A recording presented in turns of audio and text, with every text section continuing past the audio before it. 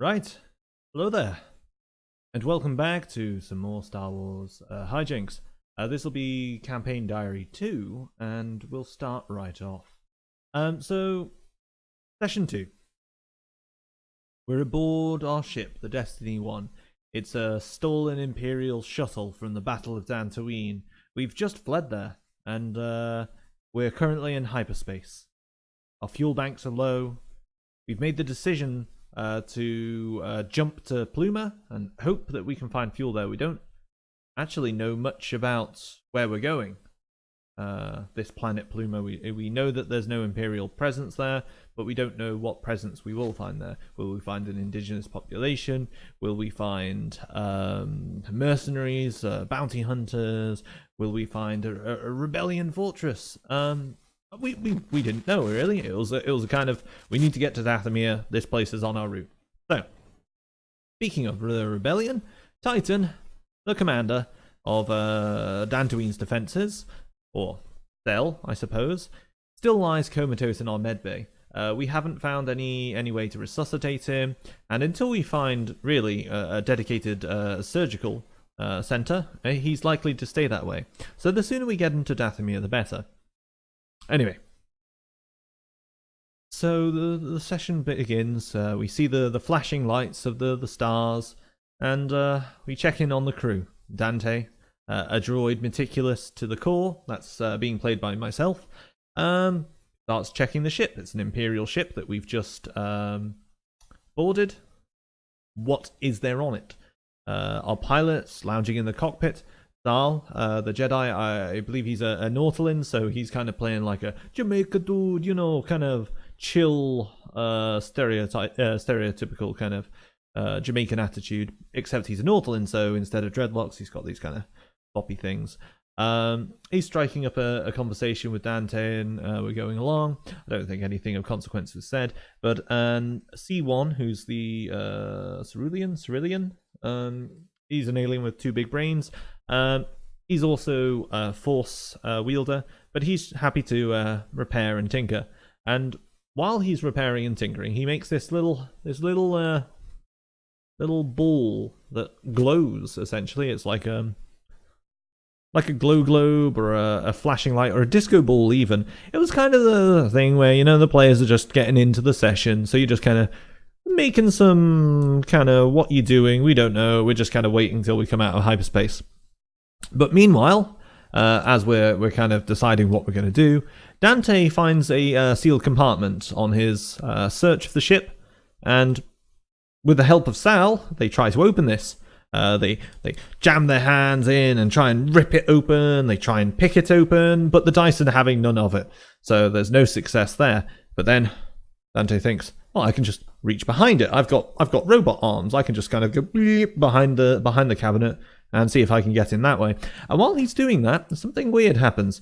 We find a data chip hidden in the wall of the shuttle. And this is odd. It's not in the compartment. It's just hidden in the wall.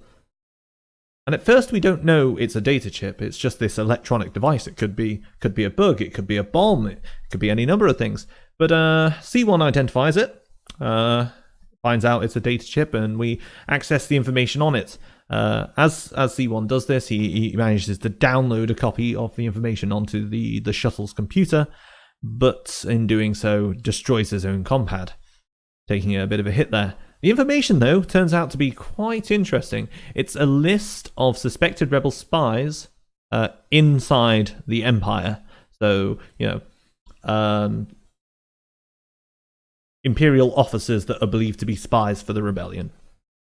But it's the fact that this is not confirmed Imperial spies, or its suspicions. We don't know where this information has come from. We don't know if it's from the rebels and they think these guys are on their side, or they think these guys might be in danger.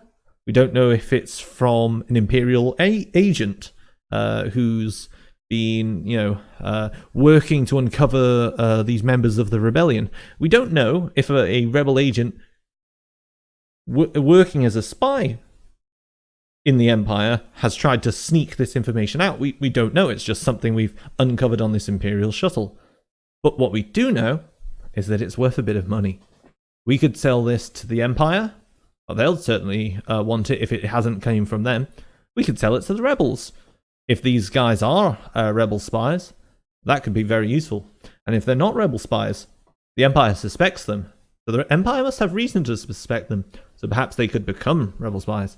And of course, we could sell this to a third party. Mercenaries, bounty hunters, information brokers, they would all pay a pretty sum in credits. And we need fuel, remember. We're heading to this planet where we know nothing about. So, we hatched the plan to sell this on Plooma and get some fuel. And thusly get the hell out of Dodge. With our fuel, we'll sell it to whoever's there, basically. We come out of hyperspace, and our first kind of view of the system, it's certainly a curious sight. There's lots of different armed, weaponed ships flying away from a space station, like we've just flown into a hornet's nest, and all the hornets are taking off, and the bees and the wasps. They're not rebel ships, and they're not Imperial ships. They appear to be mercenaries or bounty hunters, and we were really not quite sure what was going on until we realized what the space station they were leaving from was. It was a refueling point, and we were able to identify that it had a large cache of Tabana gas, which is used in starship weapons. So these ships leaving this station just after the Battle of Dantooine, where the Empire has just defeated a bunch of rebels, they're likely bounty hunters going off to catch rebels that are fleeing the battle. I mean, the Empire has certainly put out a pretty price on all rebels. Still, despite this, they think nothing of the slightly damaged Imperial shuttle as it comes towards the station. Dante, however, being a bit of a murder hobo, I mean, thinks to himself, we need fuel, the quicker the better. We should just target one of these ships and board them, take their fuel. Because realistically, this is how I'm thinking here. These guys don't really have much loyalty to each other. They're all criminals. If we attack one of them, the others are probably going to think to themselves, well, that's better for us. You know, there's a competitor out of the way. And there must be at least one of these ships that's woefully underprepared or away from the flock. Dante's suggestion goes down like a lead balloon, however. The murder hobo is not permitted, and the party looks at me a bit like I've hit my head, perhaps. Attacking an armed ship? You're suicidal. But honestly, I haven't played that much Star Wars RPG, so I don't know how feasible it is for us to attack another ship and nick their fuel. I just don't know. Anyway, the station hails us, and we proceed to have another nice little argument amongst ourselves. Wait, what should we tell them? Should we tell them the truth? Should we tell them this? Should we tell them that? Who should talk? Who should activate the comms? And the station, waits, gets impatient. It starts to send us warnings. Listen, you don't respond, we're going to consider you a hostile threat, and we're going to open fire, that kind of thing. Dante, being a droid and not caring, just kind of hits the comm panel and is like, we're here for fuel, you will give us fuel, we will come and land. Something silly and robot-y like that.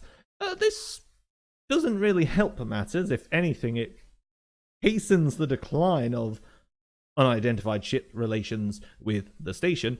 But luckily, Sal comes up to the comm line, he gets out his dice, rolls a nice smooth-talking charm tech, and, kind of chills them out, eases them out, and we're actually allowed to dock.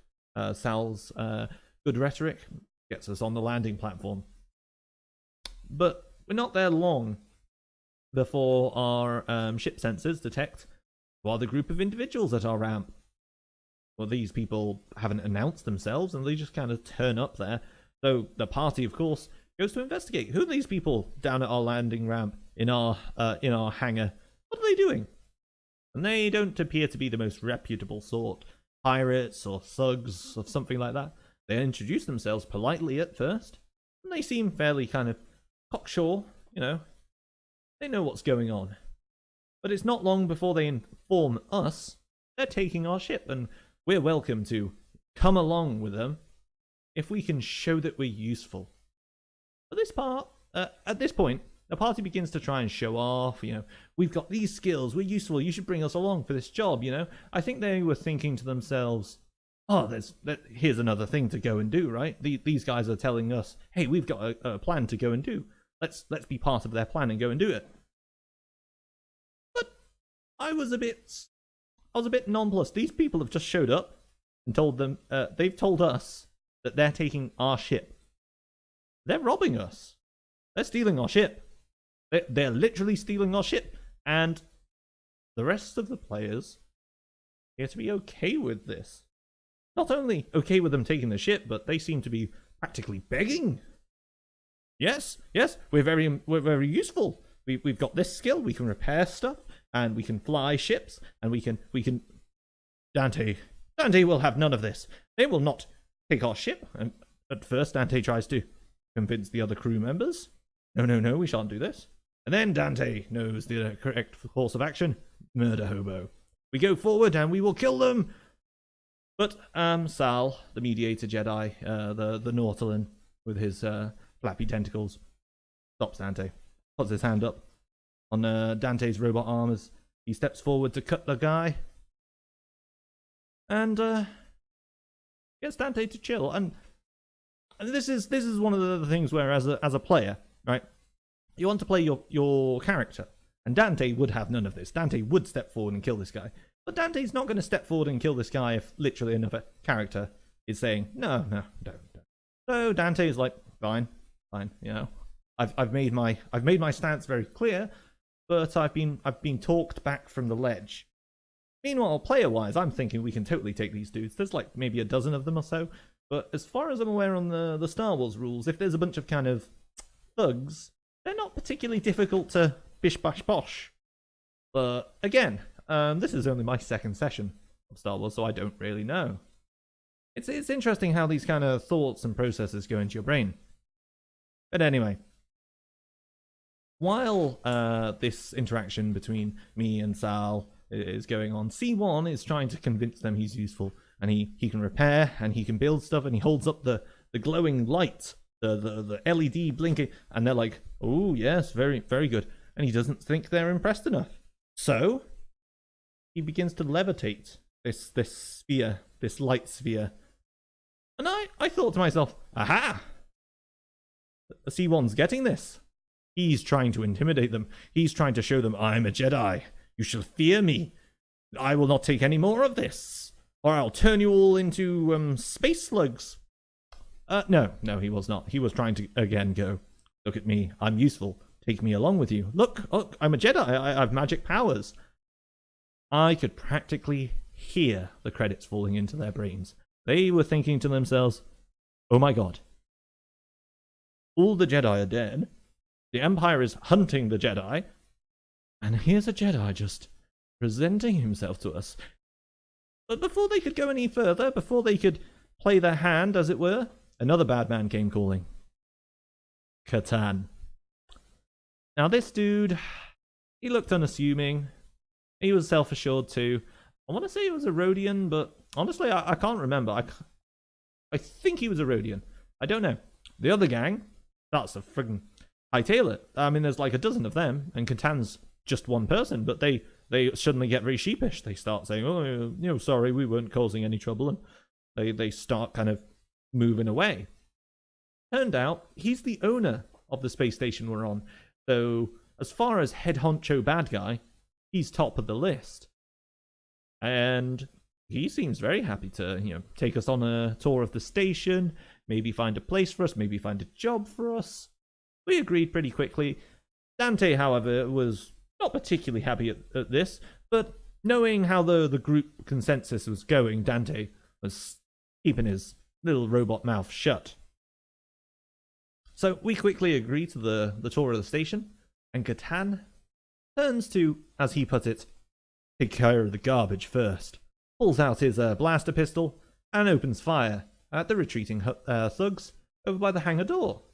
We roll for initiative, and that's where we end session 2. on a cliffhanger. And I remember feeling to myself, wait, so we talked a bunch on a spaceship? We found a thing. We landed. A bunch of guys tried to take our ship. Everyone seemed okay with this. Then another guy turned up, and then we just kind of went along with him.